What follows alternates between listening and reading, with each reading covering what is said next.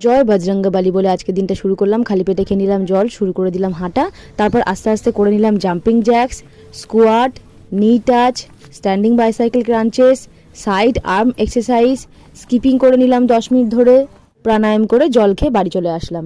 স্নান করে পুজো করে নিলাম। তারপর একটু নিরামিষ খিচুড়ি বানিয়ে ফেললাম, খেয়ে নিলাম জল। তারপরে করে নিলাম দুপুরের লাঞ্চ।